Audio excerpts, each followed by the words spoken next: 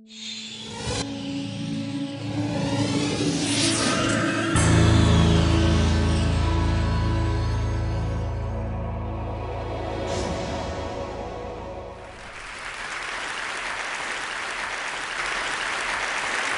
you.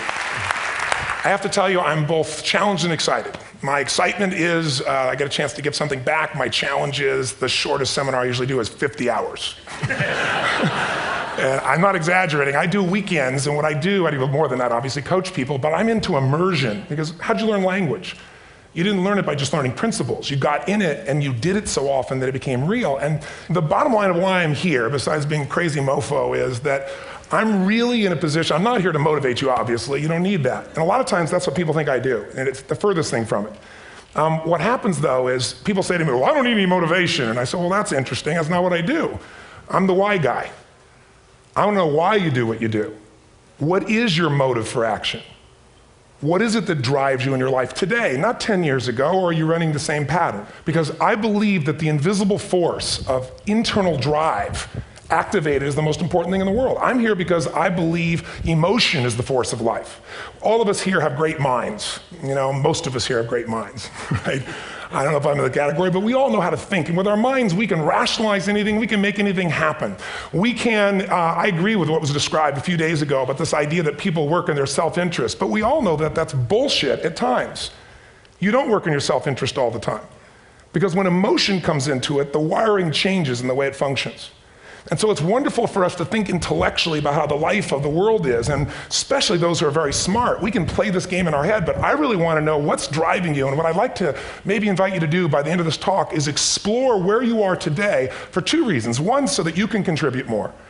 And two, so that hopefully we can not just understand other people more, but maybe appreciate them more and create the kinds of connections that can stop some of the challenges that we face in our society today. They're only going to get magnified by the very technology that's connecting us, because it's making us intersect. And that intersection doesn't always create the view of everybody now understands everybody and everybody appreciates everybody.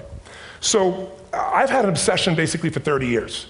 And that obsession has been what makes the difference in the quality of people's lives? What makes a difference in their performance? Because that's what I got hired to do. I got to produce the result now. That's what I've done for 30 years. I get the phone call when the athlete is burning down on national television and they were ahead by 5 strokes and now they can't get back on the course. And I got to do something right now to get the result or nothing matters. I get the phone call when the child is going to commit suicide, and I got to do something right now. And in 29 years, I'm very grateful to tell you I've never lost one in 29 years. It doesn't mean I won't someday, but I haven't done it. And the reason is an understanding of these human needs that I want to talk to you about.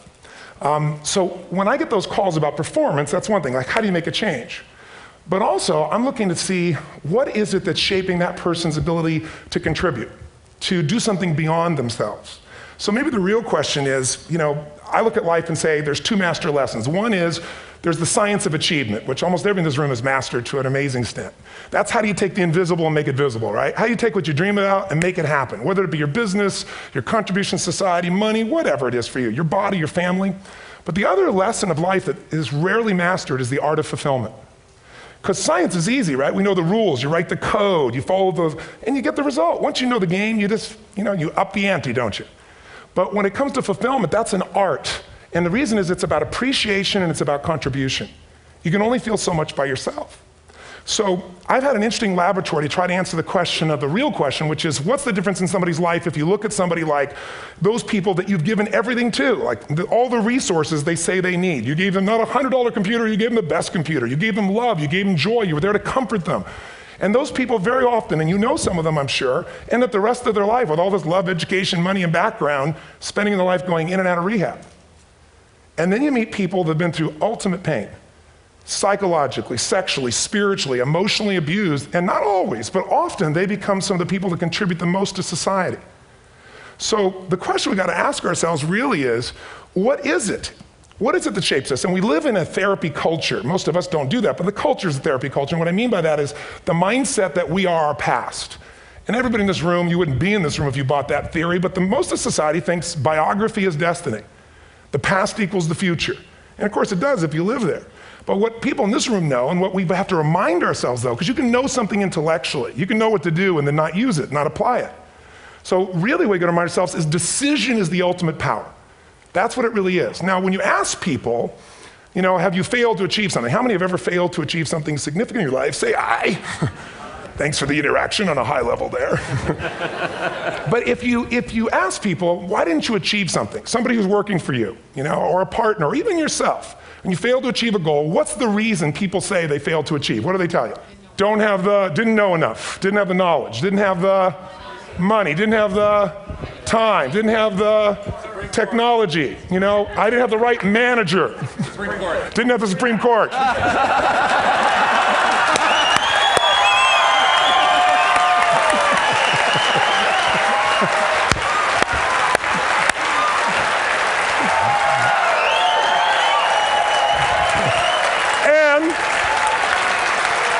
And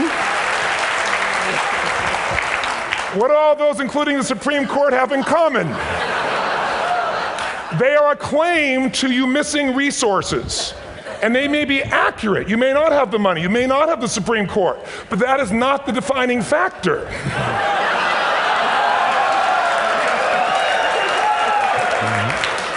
And you correct me if I'm wrong. The defining factor is never resources, it's resourcefulness. And what I mean specifically, rather than just some phrase, is if you have emotion, human emotion, something that I experienced from you day before yesterday at a level that is as profound as I've ever experienced, and if you'd communicated with that emotion, I believe you would have beat his ass and won.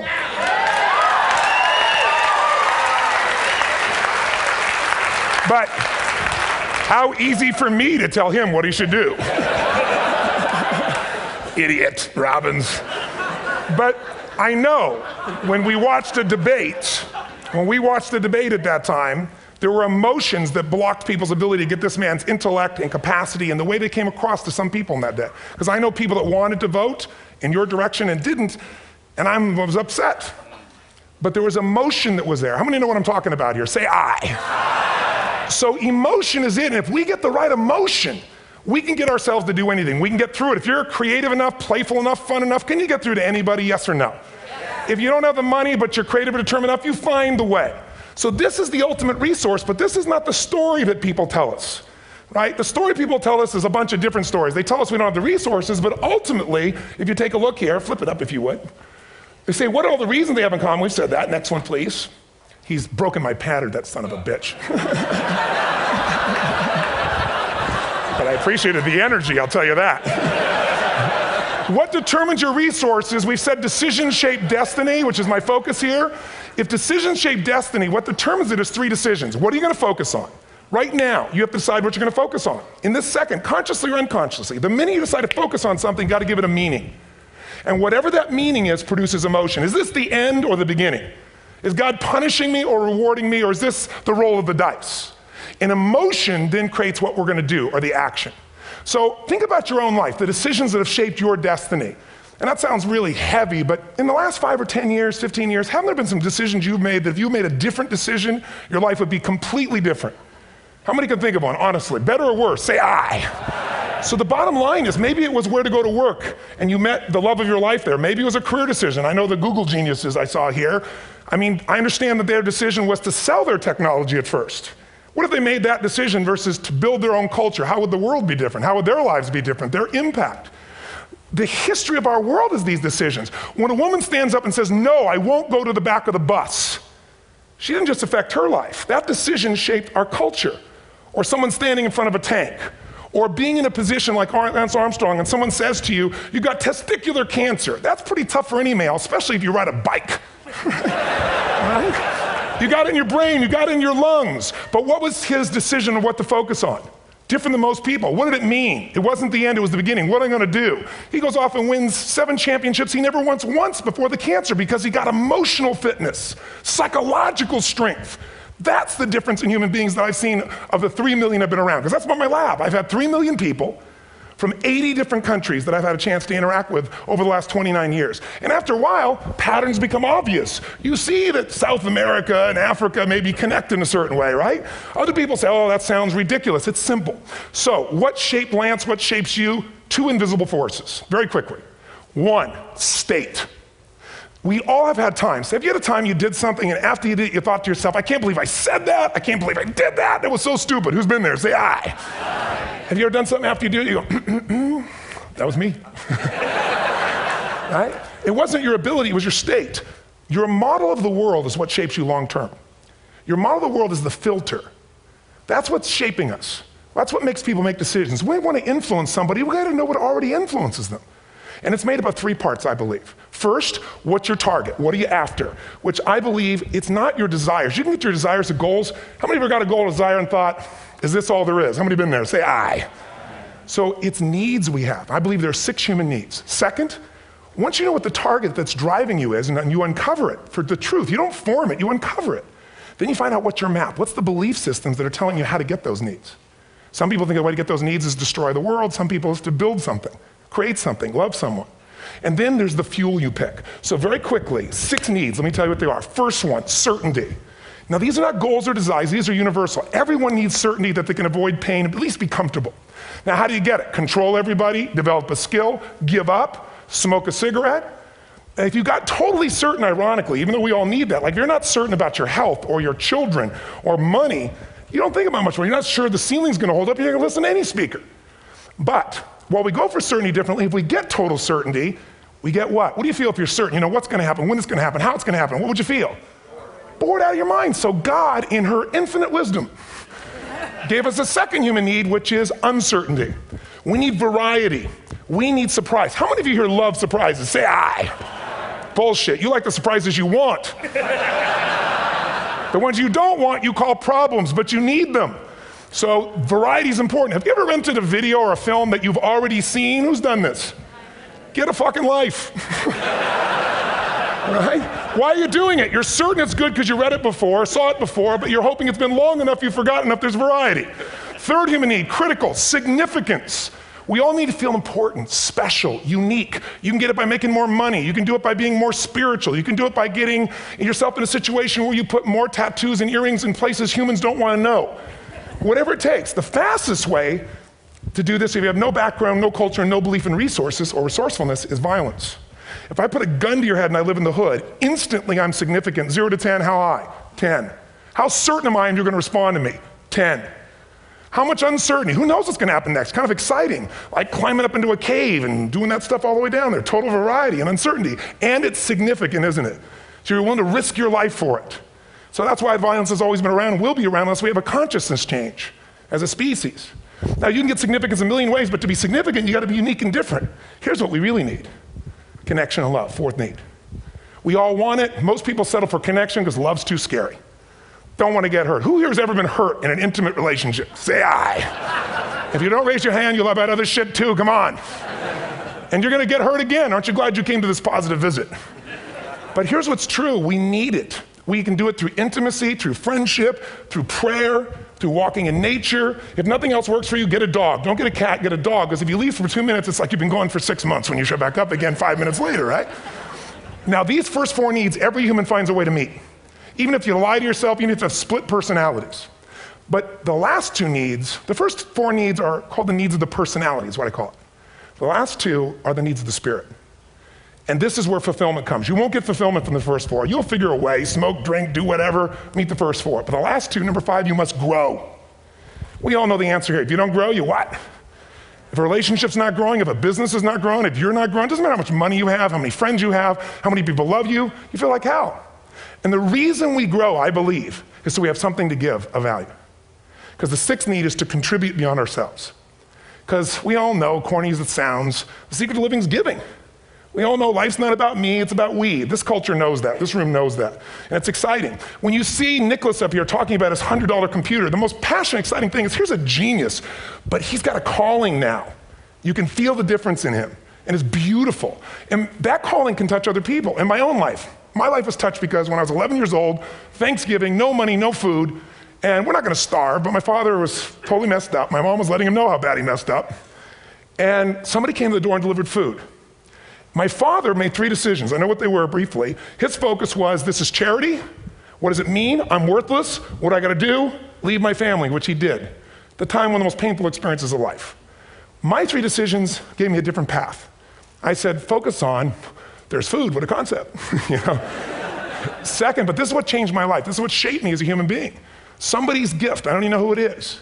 I thought, my father always said, no one gives a shit. And all of a sudden, somebody I don't know, they're not asking for this, giving our family food, looking out for us. It made me believe this. What does it mean? That strangers care. And what that made me decide is if strangers care about me and my family, I care about them. What am I gonna do? I'm gonna do something to make a difference. So when I was 17, I went out one day on Thanksgiving. It was my target for years, have enough money to feed 2 families. Most fun thing I ever did in my life, most moving. Then next year I did 4, and I didn't tell anybody what I was doing. Next year, 8. I wasn't doing it for brownie points, but after 8, I thought, shit, I could use some help. So sure enough, I went out, and what did I do? I got my friends involved, and I grew companies, and then I got 11 companies, and I built the foundation. Now, 18 years later, I'm proud to tell you, last year we fed 2 million people in 35 countries through our foundation, all during the holidays, Thanksgiving, Christmas, in all the different countries around the world. It's been fantastic. Thank you. So I don't tell you that to brag, I tell you because I'm proud of human beings because they get excited to contribute once they've had the chance to experience it, not talk about it. So finally, I'm about out of time, the target that shapes you, here's what's different about people. We have the same needs, but are you a certainty freak? Is that what you value most, or uncertainty? This man here couldn't be a certainty freak if he climbed through those caves. Are you driven by significance or love? We all need all 6, but whatever your lead system is tilts you in a different direction. And as you move in a direction, you have a destination or destiny. The second piece is the map. Think of that as the operating system tells you how to get there. And some people's map is, I'm gonna save lives even if I die for other people, and they're a fireman. Somebody else says, I'm gonna kill people to do it. They're trying to meet the same needs of significance, right? They want to honor God or honor their family, but they have a different map. And there are 7 different beliefs. I can't go through them because I'm done. The last piece is emotion. I say one of the parts of the map is like time. Some people's idea of a long time is 100 years. Somebody else says is 3 seconds, which is what I have. And the last one I've already mentioned that felt you. If you got a target and you got a map, and let's say, I can't use Google because I love maps and they haven't made it good for Macs yet. So if you use MapQuest, how many have made this fatal mistake of using MapQuest at some time? You use this thing and you don't get there. Well, imagine if your beliefs guarantee you can never get to where you want to go. The last thing is emotion. Now here's what I'll tell you about emotion. There are 6,000 emotions that we all have words for in the English language, which is a linguistic representation, right? It changes by language. But if your dominant emotions, if I have more time, I have 20,000 people or 1,000, and I have them write down all the emotions that they experience in an average week. And I give them as long as they need. And on one side they write empowering emotions, the other is disempowering. Guess how many emotions people experience? Less than 12. And half of those make them feel like shit. So they got 5 or 6 good frickin' feelings, right? It's like they feel happy, happy, excited, oh shit, frustrated, overwhelmed, depressed. How many of you know somebody who no matter what happens finds a way to get pissed off? How many know somebody like this? Or no matter what happens, they find a way to be happy or excited. How many know somebody like this? Come on. When 9/11 happened, and I'll finish with this, I was in Hawaii. I was with 2,000 people from 45 countries. We were translating 4 languages simultaneously for a program that I was conducting for a week. The night before was called Emotional Mastery. I got up, had no plan for this, and I said, we had all this fireworks, I do crazy shit, fun stuff. And then at the end I stopped, and I had this plan I was gonna say, but I never do what I'm gonna say. And all of a sudden I said, when do people really start to live? When they face death. And then I went through this whole thing about if you were gonna get off this island, if 9 days from now you were gonna die, who would you call, what would you say, what would you do? One woman, well that night is when 9/11 happened. One woman had come to the seminar, and when she came there, her previous boyfriend had been kidnapped and murdered. Her friend, or her new boyfriend, wanted to marry her, and she said no. He said, if you leave and go to that Hawaii thing, it's over with us. She said it's over. When I finished that night, she called him and left a message, true story, at the top of the World Trade Center where he worked, saying, honey, I love you. I just want you to know, I want to marry you. It was stupid of me. She was asleep, because it was 3 a.m. for us, when he called her back from the top and said, honey, I can't tell you what this means. He said, I don't know how to tell you this, but you give me the greatest gift, because I'm going to die. And she played the recording for us in the room. She was on Larry King later. And he said, you're probably wondering how on earth this could happen to you twice. And he said, all I can say to you is, this must be God's message to you, honey. From now on, every day, give your all, love your all. Don't let anything ever stop you. She finishes, and a man stands up and he says, I'm from Pakistan, I'm a Muslim. I'd love to hold your hand and say I'm sorry, but frankly, this is retribution. I can't tell you the rest because I'm out of time.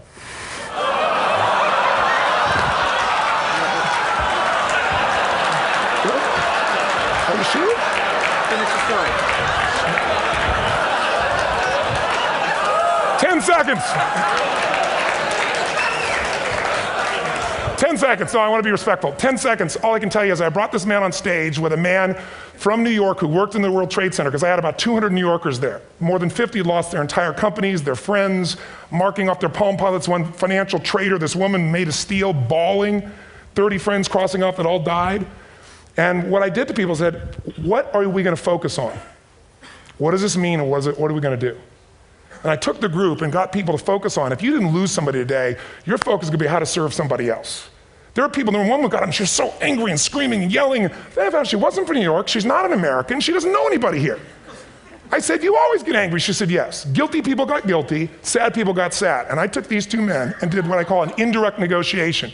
Jewish man with family in the occupied territories, from New York, who would have died if he was at work that day. And this man who wanted to be a terrorist, and made it very clear. And the integration that happened is on a film, which I'll be happy to send you, so you can really see what actually happened instead of my verbalization of it. But the two of them not only came together and changed their beliefs and models of the world, but they've worked together to bring, for almost 4 years now, to various mosques and synagogues, the idea of how to create peace. And he wrote a book, which is called My Jihad, My Way of Peace. So transformation can happen. So my invitation to you is this. Explore your web, the web in here.